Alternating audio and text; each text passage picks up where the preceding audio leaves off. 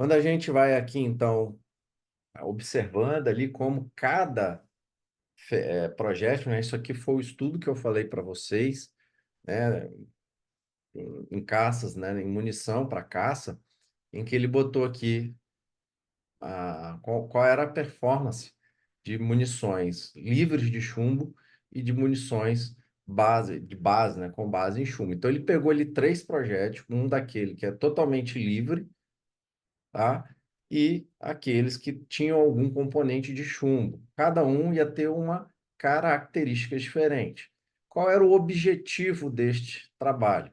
Era sensibilizar caçadores que projéteis que não deformavam eram tão eficientes para chegar, né, o resultado que era o abate do animal. A única diferença é que a gente vai ver, então, quando se lança a mão de simulações e reconstruções de tomografia em 3D é a quantidade de pequenas partículas de chumbo que ficam retidos na caça, né? Aqui a gente vê que este projeto ele criou um projétil desenhado para isso, não tem chumbo, então ele gera essa cavidade temporária e permanente com este sentido. Comecem a perceber aqui que essa aqui é uma de núcleo, perdão, essa que deforma e expõe o chumbo, já aqui a gente, já aqui na gelatina, né, a gente vê aqui, isso aqui é sabão, a gente vê aqui, ó, pequenos gruminhos, né, escuros. E a gente vai ver depois que isso são partículas de chumbo que, quando atingem a caça, o animal, ele deixa essas limalhas aqui e, ao ingerir a caça, né, o animal que foi abatido, você tem aí então a contaminação, não aquela contaminação de aspersão, como a gente estava falando aí dos atiradores, mas uma impregnação na caça. Então aqui o resultado desse estudo era sensibilizar os caçadores que este tipo de projétil que não tem chumbo, mas nessas conformações, ele era tão eficiente no abate da caça quanto aqueles que tinham o núcleo de chumbo. E aí, por exemplo, aqui eles pegavam todos os blocos de parafina, né, de sabão atingidos e faziam um exame de tomografia.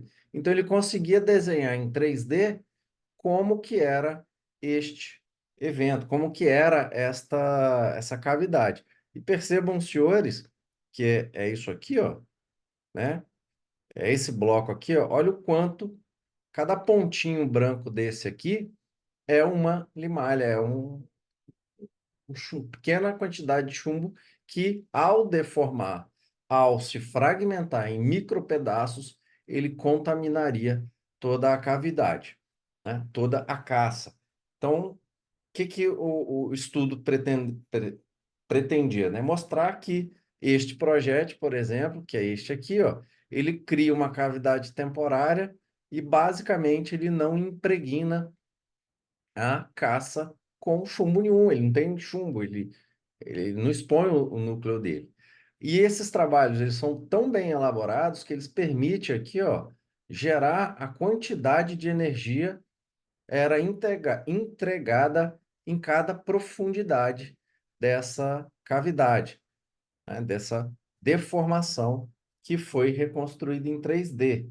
Então, isso aqui era desse projétil, e você tinha um outro que era um intermediário, mas que mesmo assim ele expunha o núcleo dele, colocando pequenas partículas.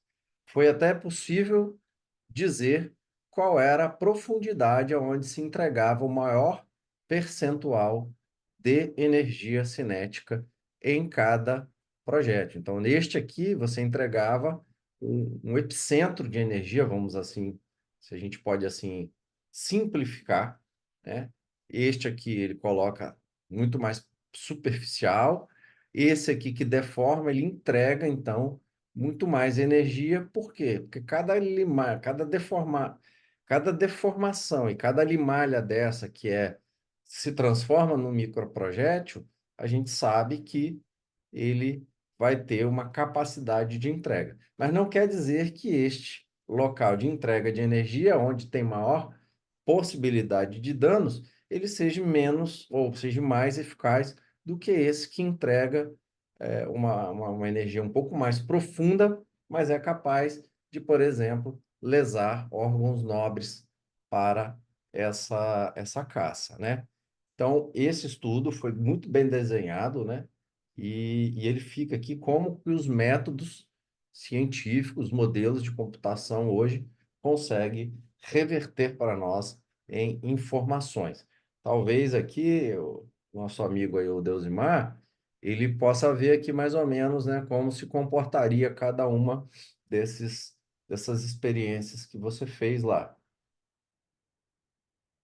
Que aqui é uma possibilidade, inclusive, né, câmeras.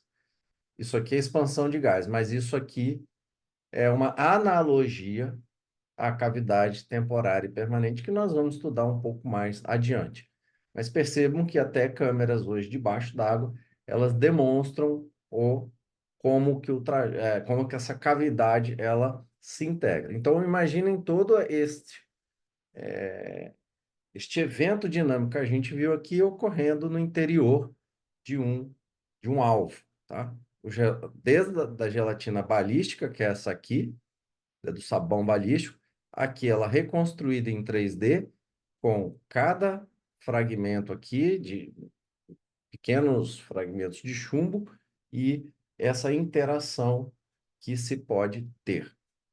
Esses mesmos modelos computacionais, eles são capazes de ver microalterações. Então, você pega aqui modelos experimentais, aonde isso aqui, o anteparo que foi atingido, ele então tem aqui microanálise de tempo, e você sabe aqui qual é o padrão de fratura, né, nesse anteparo.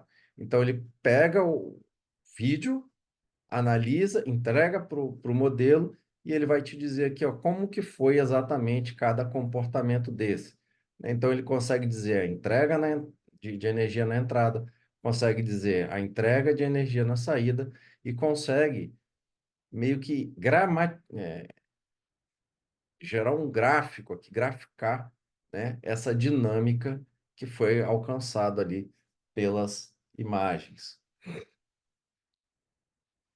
Esses modelos, então, né, como a gente colocou, é capaz de analisar o comportamento dos projetos, dos seus efeitos, né? Ele tem é, é baseado numa tecnologia, né, chamado Finite Element Analysis, ou seja, FEA, que você, através de estudos de pequenas porções de um todo, você consegue então entender como que ele vai se portar no todo, no grande, é, como se tivesse a interação no todo, né? Então você vai lá, estipula a estrutura específica e ele vai te dizer como que aquilo vai se interagir naquele meio. E aqui, ó, só fazendo um videozinho. Aí, como que é um anteparo, né, sólido, esse projétil atingido, aonde tem cada grama de dano, de fratura. Então, é uma coisa muito avançada que está sendo cada vez mais disponibilizados para o entendimento da balística como um todo, seja ela balística de alvos ou seja ela balística de ferimentos. Vamos dar uma olhadinha aqui, ó, como que esse modelo ele pode ser usado na prática, ou seja, como eu posso entender como um disparo de uma ou de outra, de um ou outro armamento, ele vai se comportar num determinado, num determinado estímulo, né, num determinada peça. Esse trabalho aqui, os pesquisadores, então, encontraram uma mandíbula humana. Não se sabe, encontraram enterrada e escanearam essa mandíbula. Essa parte óssea foi escaneado. Então, quando escaneou, ela consegue aqui, através do elemento, da análise de múltiplos microelementos, estipular a estrutura total dela, né? Inclusive aqui, O estudioso que sabe que isso é um forame, da onde sai um nervo da mandíbula.